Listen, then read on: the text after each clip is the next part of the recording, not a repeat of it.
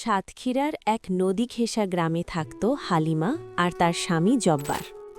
বিয়ের পর থেকেই তাদের ঘর ছিল হাসি খুশি। জব্বার মাছ ধরত, হালিমা হাঁস মুরগি সামলাত। ছোট্ট টিনের ঘর, উঠোনে লেবু গাছ। সুখ বলতে এটুকুই। কিন্তু বছর যেতে লাগল, সন্তান এলো না। প্রথমে সবাই বলতো সময় আছে। 5 বছর পর বলল ডাক্তার দেখাও।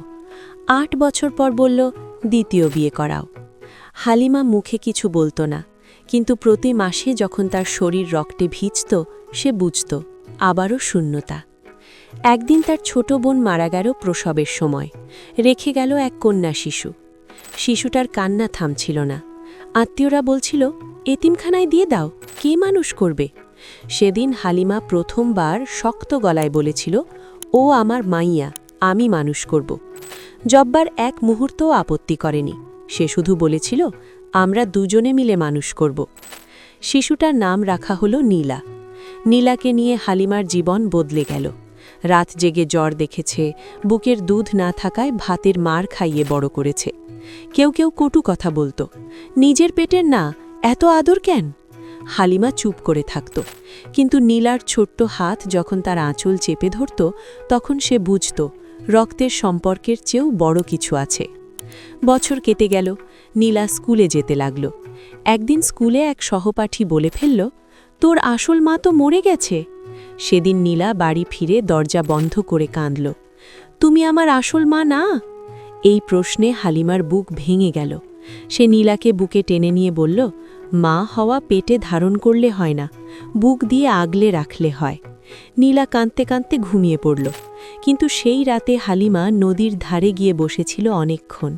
তার মনে হচ্ছিল সে কি কখনো পুরোপুরি মা হতে পারল? ঠিক তখনই অদ্ভুত ঘটনা ঘটল।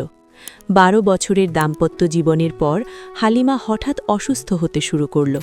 সবাই ভাবল সাধারণ অসুখ, কিন্তু ডাক্তার বললেন আপনি মা হতে চলেছেন। হালিমা স্তব্ধ। আনন্দের বদলে তার চোখে জল এলো ভয়ে। আমি কি নীলাকে কম ভালোবাসব?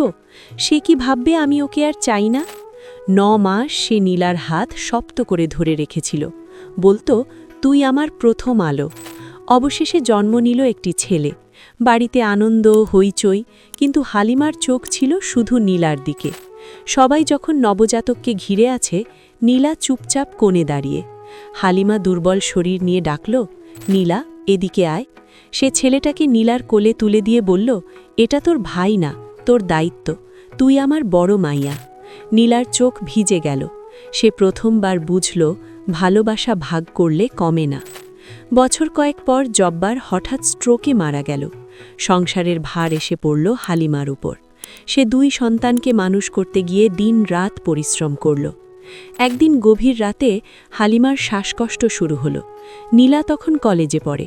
ছুটে এসে মায়ের মাথা কোলে নিল। হালিমা দুর্বল কণ্ঠে বলল, তুই আমার পেটের না, কিন্তু তুই আমার হৃদয়ের। কোনোদিন ভাবিস না তুই কম।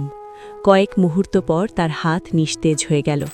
আজ অনেক বছর পর নীলা এক সরকারি স্কুলের শিক্ষিকা। তার ছোট ভাই বিশ্ববিদ্যালয়ে পড়ে। প্রতি বছর মায়ের কবরের পাশে দাঁড়িয়ে নীলা বলে, মানুষ রক্ত দিয়ে মা হয় না, ত্যাগ দিয়ে মা হয়। গ্রামের মানুষ এখনও গল্প করে হালিমা নাকি 2 বার মা হয়েছিল। কিন্তু সত্যি হল সে প্রথমবারই মা হয়েছিল, যেদিন সে অন্যের কাঁদতে থাকা শিশুকে বুকে তুলে নিয়েছিল।